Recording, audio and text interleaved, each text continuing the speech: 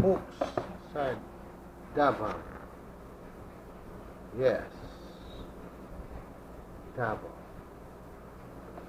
Nih. Ano yung tatawagan mo? Kasi telephone, ano to, director. Which is from PLDT. Ayan. Okay. This is not a sponsor. This is my own way. Cellphone ko. Meron din ako cellphone na mumurahin. So, wala eh. Dito ko na lalagay sa loob.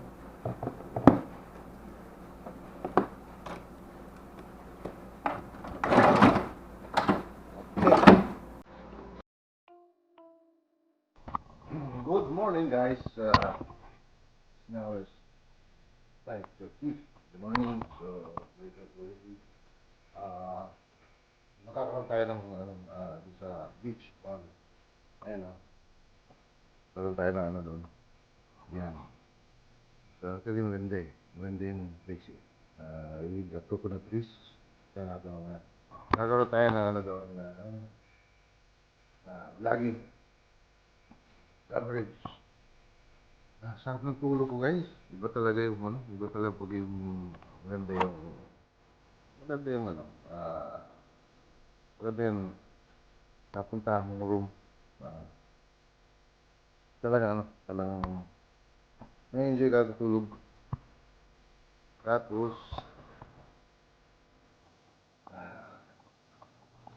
super limutan pa yata ako. Limutan pa. Pero guys,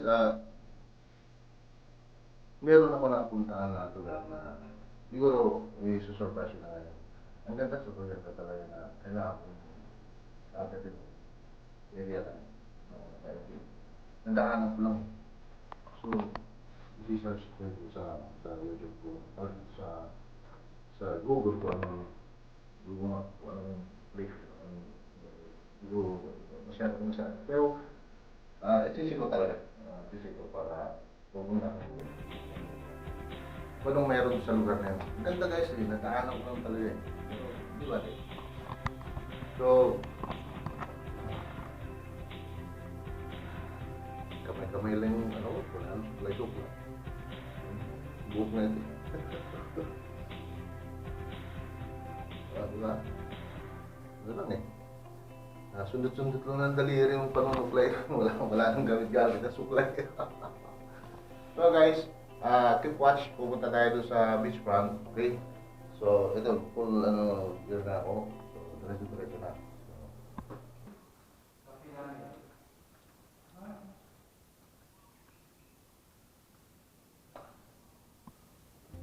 Abrin siya.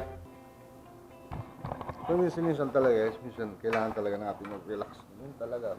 Huwag mong isipin yung nalulungkot ka o ano. Pati yung napunta kasi isang lugar na talagang naano mo yung isang pagdamag mo talagang walang mandidisturbo sa'yo. Talagang ikaw lang talaga kausap mo sarili. Yun. O kaya matutulog ka na walang tatawag. Kasi pag yung naka-on-did siya ng cellphone, isa rin yan ng ano eh. Yung nakaka-disturbo sa travel mo. Doon sa relaxation. Ngayon ito sa mga luxury hotel. Pero guys, dito na actually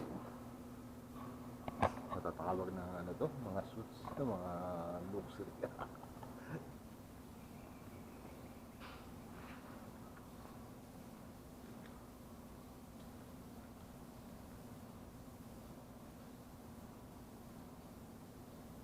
Guys, talagang masasabi okay ito.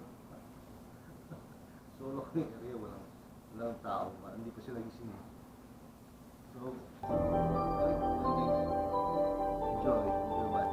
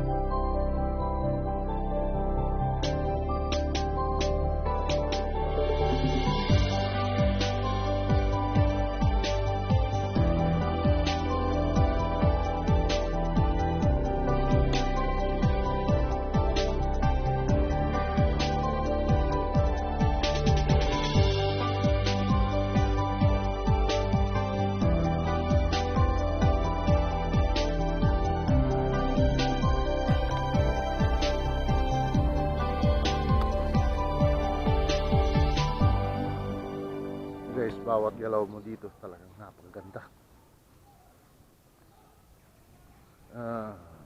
Siguro masasabi natin ano na-relax talaga ako. Doon lang talaga sa road trip kasi medyo nakakapagod nga talaga pag masyado mahaba-haba ang biyahe. Pero okay lang yun, at least nagbabanat tayo ng buto.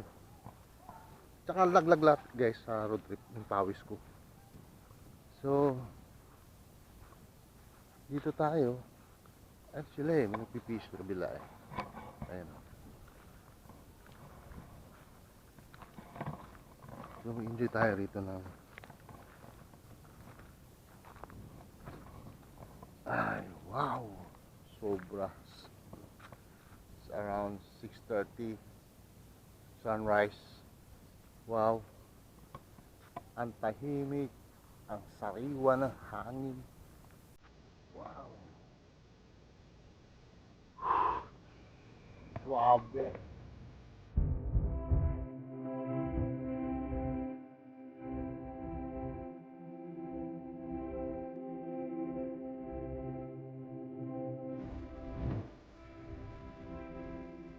No flight zone.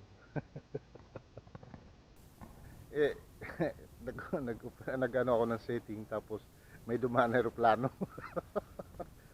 So yung area na to hindi pala na ano to ng ano ng drone. Hindi napapaliparan. So guys, sorry. Talagang wala eh. Gusto ko nga eh kaso ang nakalagay no fly zone. Yung mga plane mababa lang lipad dito so hindi talaga tayo pwedeng mag take off ng drone. So guys, ito ang galing oh. Ayun yung sa tapat oh. Di ba? Ang dami pang mga resource dyan guys. Ito guys, part ng Davao to. So sa front ng Samal Island. So bali, nandito pa ako sa proper, hindi pa ako nakakapunta ron na siguro tutuloy ako ron after a few days. Kakaroon ako ng cabin din doon. So guys, dito na lang muna tayo magdadrak-dak kasi wala eh, hindi tayo makapagpalipad doon dito. No flight zone area. So andun sa dulo tayo. May ano doon, may aircraft. So guys,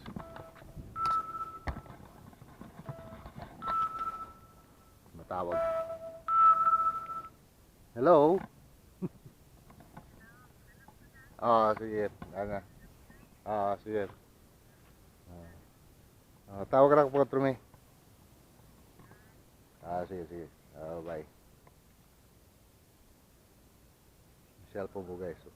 Unique. So hindi na ito kasama ito siguro sa kabilang may beach. Bawal na. Ngayon dito lang siguro tayo sa aircraft. Dito.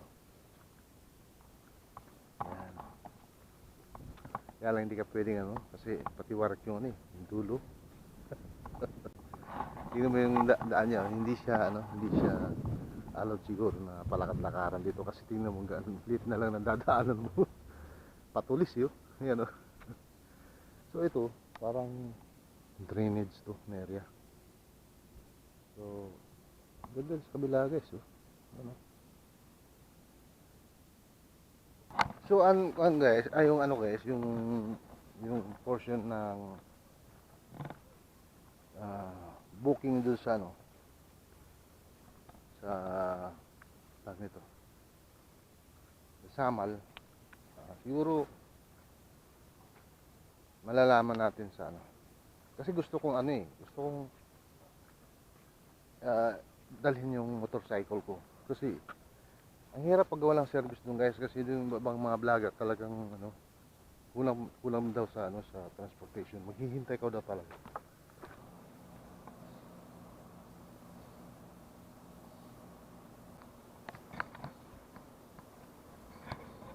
May bar guys. Pwede tayo mag-inuman dito.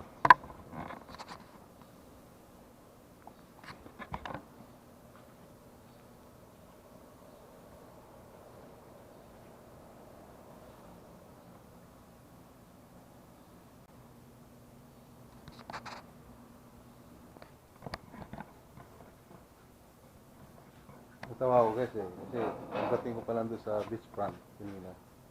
Eh, may dumaan na aeroplano, ang baba lang siguro, mga nasa 100 meter lang siya. O kaya 60, basta baba talaga. Yung parang private plane, yung malit lang. Subaan ng ganun. Sabi ko, no flights on. Hindi tayo mapapalipad ng drone. So guys, actually dami pa akong gustong punta to eh. Kulang yung oras ko talaga sa kalilibot. Anong next road trip natin? Diretso-diretso tayo ng actually hindi pa ako nakarating na eh. Doon ako kagabi sa San Pedro. Madilim na. Ayun nga, malakas ang ulan. Sayang nga eh. Umiikot ng gusto doon sa Agdaw. Madami akong naikot guys. San Pedro. Yun nga, yung pati nga yung Yango rin. Nadaanan ko. Umiikot ko talaga. Kaya lang, ang lakas ng ulan guys. Kung hindi pa lang sana umulan yung makapag-travel sana tayo. Hirap eh. Sa part naman ng buhangin, ayun nga, nakashoot ako konti lang doon sa ang lakas talaga ng ulan guys. Doon sa Gesano City Mall. Sana madaanan ko pa din yun. Para sana lang. So guys, tuloy-tuloy tayo. So don't forget to subscribe. Thank you so much for watching. Of course, like and share.